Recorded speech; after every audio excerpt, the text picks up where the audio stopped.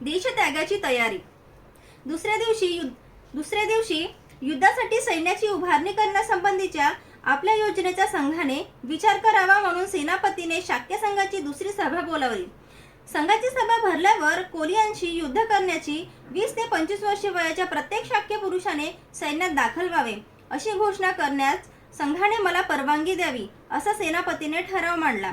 संघाच्या अगोदरच्या सभेत ज्यांनी युद्धाची घोषणा करण्याच्या बाजूने मत प्रदर्शित केले होते व ज्यांनी याविरुद्ध मत दिले होते अशा दोन्ही बाजूंकडचे लोक या सभेत उपस्थित होते. ज्यांनी युद्ध पुकारण्याच्या बाजूने अनुकूल मत प्रदर्शित केले होते त्यांना सेनापतीचा ठराव स्वीकारण्यात काही एक अडचण नव्हती. त्यांच्या अगोदरच्या निर्णयाचा तो स्वाभाविक परिणाम होता.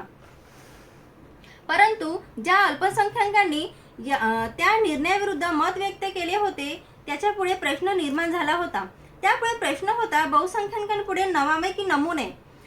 अल्पमतवाल्यांनी निश्चय केला होता की बहुमतवाल्यांच्या पुढे नमवायचे नाही आणि याच कारणामुळे सभेत उपस्थित राहण्याचा त्यांनी निर्णय घेतला होता.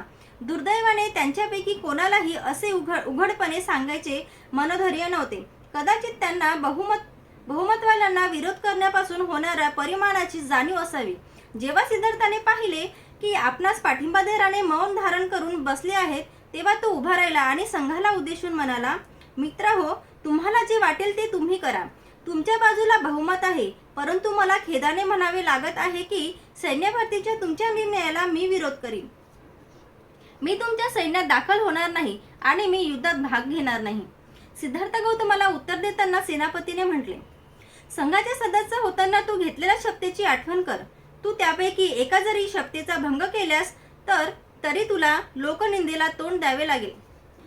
सिद्धार्थाने उत्तर दिले, होय, मी माझ्या तन्मनधनाने शाक्यांचे हितसंरक्षण करण्यासाठी वचनबद्ध आहे, पण हे युद्ध शाक्यांच्या सुहिताचे आहे असे मला वाटत नाही.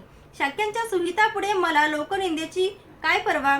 कोलियांबरोबर सतत तंटा करीत राहण्याच्या कारणांवरून शाक्य हे कोलियाधिपतीच्या हातचे कसे खेळणे बनले आहेत याची आठवण करून देऊन सिद्धार्थाने संघाला सावधगिरीचा इशारा दिला.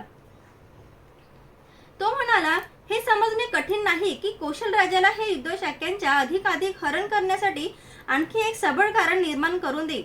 सेनापतीला राग आला आणि सिद्धार्थाला उद्देशून तो म्हणाला, तुझे हे भाषा कौशल्य तुझ्या उपयोगी पडणार नाही. बहुमताने घेतलेल्या संघाच्या निर्णयाचे तू पालन केलेच पाहिजे. कदाचित तुला असे वाटत असेल की कौशल राजाच्या अनुज्ञे वाचून संघाची आज्ञा मोडणाऱ्याला देहांताची किंवा देशत्यागाची शिक्षा संघ देऊ शकत नाही आणि जर ह्यापैकी कोणतीही एक शिक्षा तुला संघाने जरी फरमावली तरी कौशल राजा त्यास आपली अनुमती देणार नाही. पण लक्षात ठेव तुला शासन करण्याचे संघाजवळ दुसरे मार्ग आहेत. संघ तुझ्या कुटुंबावर सामाजिक बहिष्कार टाकू शकेल आणि संघ तुझ्या कुटुंबाची जमीन जप्त करू शकेल. याकरिता कौशल राजाची अनुमती मिळण्याची संघाला आवश्यकता नाही. कोलियांशी युद्ध करण्याच्या संघाच्या योजनेला विरोध करीत राहण्यामुळे दुष्परिणाम भोगावे लागतील याची सिद्धार्थाला जाणीव झाली. त्याला तीन पर्याय विचारात घ्यावे लागले. एक, सैन्यात दाखल होऊन युद्धात सामील होणे. दुसरा, देहांत शासनाला अथवा देशत्यागाला संमती. आणि तिसरा, आपल्या कुटुंबियांवर सामाजिक बहिष्कार ओढवून घेण्याचा त्यांनी मालमत्तेची जप्ती होऊन देण्यास तयार होणे. पहिला पर्याय न स्वीकारल्याबद्दल त्यांचा निर्धार झाला होता.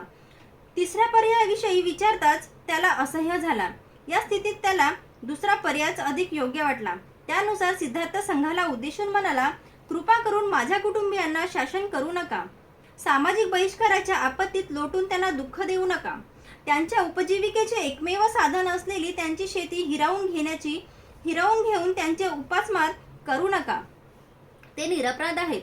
अपराधी मीच आहे. माझ्या अपराधाची शिक्षा मलाच एकट्यालाच भोगू द्या. मला देहांताची व देशत्यागाची यापैकी तुम्हाला योग्य वाटेल ती शिक्षा द्या.